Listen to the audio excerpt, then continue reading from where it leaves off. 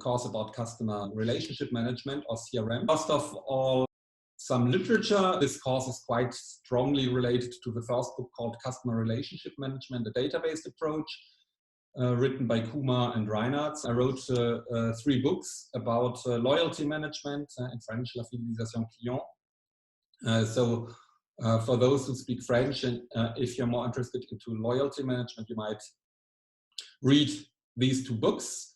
They are also available in our library. And customer relationship management is also strongly related to direct and interactive marketing. So there is also this book which makes a stronger link between customer relationship management or marketing and interactive digital marketing. And so this is about the literature recommendations. They are not necessary to understand the course, this course. They enhance this course and voluntary readings, but I strongly recommend them because they're very, very well written and help you to go forward.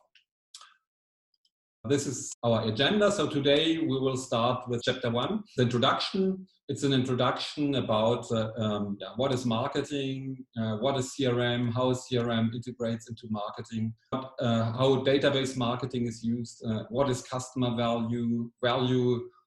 So we start with some basic concepts in customer relationship management. The second chapter, and we will probably do the second chapter 2 today. This is about how to foster a CRM strategy and how to integrate it in the general company strategy. And chapter so 3 is about chapter 2. Databases. What are databases? What is database marketing? What is the information that should be gathered in databases? Which type of information? How this information can be used? And so, namely, customer information, behavioral information, purchase information, and so on. So this in chapter 4 we deal with topic of customer-based marketing metrics, and because CRM is strongly related to individual measurement tools, individual measurement indicators about customer behavior. We will see some of these metrics, measurement indicators, which are then used for segmentations, customer segmentations, and marketing resource allocations. And we will deal with customer treat portfolio management on Friday, and Monday and Tuesday customer portfolio management, customer how to manage these customers. It's an overview so this is the about what our lecture we'll deal with in the next couple of days. And we will see now. So we will start with an introduction, an overview about what we'll deal with in the next couple of days. So that's the chapter 1. First of all, review the marketing concept, which you already have seen in your basic marketing courses. And so you all know what is marketing. We will then see the link between marketing and CRM, customer relationship management, customer value. What is customer value? We will see, for example, the term customer lifetime value. We will see how CRM is conceptualized, why CRM is now so relevant for marketing, why firms use CRM now, and there are different reasons.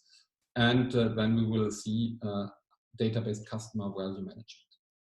So let's start with marketing. What is marketing? Marketing is a department. It's an organizational function.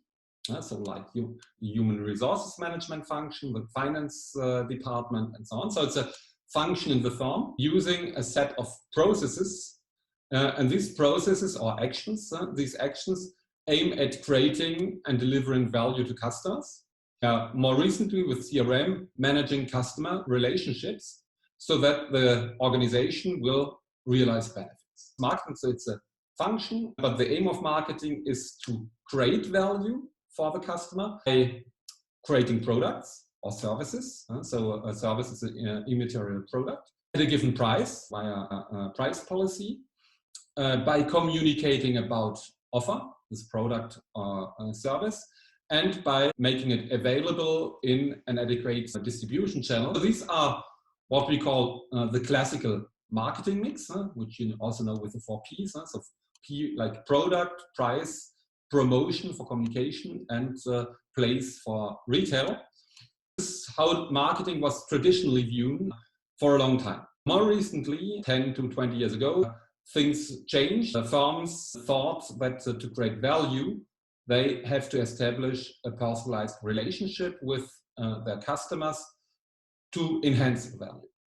We will talk about that a little bit later when we talk about why CRM is relevant, because the overall function of marketing is to do differentiation, which means that the firm wants to be different to competitors and above all superior to the competitors. Differentiation means that firms are aiming at doing things better than competitors in order to create better value than other firms. In reality, there are so many competitors now. If you look to retail, if you go to supermarkets, you find so many brands. There are something like 100,000 references or more in a supermarket. And in every department, you find a lot of different competitors. So how to differentiate one brand from another one? What's the difference between the retailer brand, the private label brand in water, and Evian or Contrex or other national brand waters? The difference is probably not very big. So why should, as a consumer, should I choose a national brand and not a private label brand? That's the question. Why should I choose a more expensive brand to less expensive brand, which is the private label brand?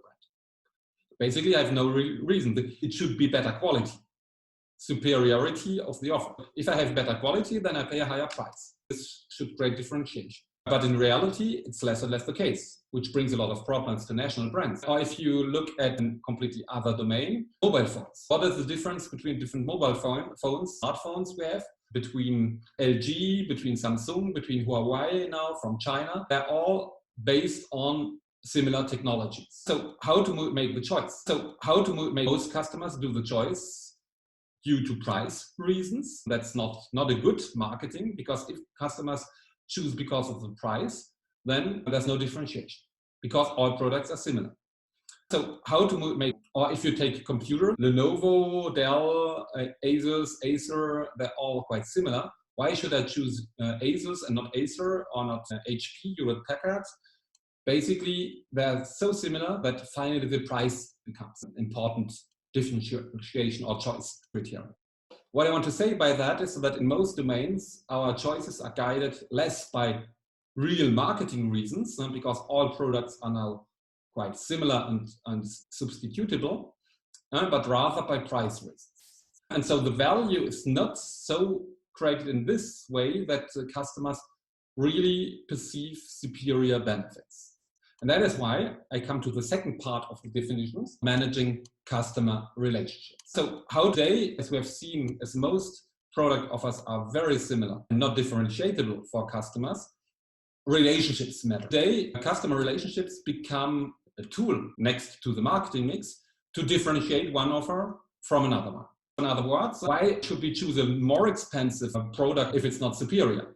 Why that's actually the nature of brands. Today, most brands are not superior in quality, and that is why we might choose them because of relationships. If we take, again, the smartphone sector, why a lot of customers choose Apple? Because of the service or the relationships. What does this mean? They choose to pay a higher price, a premium price. In exchange, they expect a perfect relationship with the brand. When we talk about relationship, this means customer service. So if I buy Apple or an established brand, I'm expecting that the service is better. And this gives me the benefit to the superior product, decreasing actually psychological cost, because I'm sure if I buy Apple, then I have an adequate service or an adequate customer relationship with the brand that helps me. Why? In case of problems. In other words, if my smartphone breaks down, I go to the Apple store, I have an adequate service behind that. The service provider will either repair quickly my phone, or if he cannot repair, he will exchange the product for a new one. Why? That's the difference actually between Apple and the others, I would say, and between LG, Samsung, and so on. And so the others don't have actually the same level of service it has. Apple is still also differentiating itself based on the product features, but less and less, because today, Samsung is probably more innovative, and even Huawei is taking over the innovative function of Apple. But Apple is still why more performant on why relationship side. And that is why customers are choosing Apple. Next to benefits given by the brand, because Apple is a strong brand. But strong brand is based on innovation and based on relationship quality. Why should we, to come back to our definition, marketing of Apple is that you offer a superior product or service at a it might be a higher price. If you offer also adequate relationships with the customers to create superior value. Why? And if you create value for the customers, then the customer will create value for the company, which is the price he or she is paying. Why? If I offer superior value, then customers will choose my offer and they will pay the higher price, the premium price that I will get. And this creates value for me. Why? So it's an exchange situation. Brand creates value for the customer creates value for the brand by paying a price, which generates benefits for the firm.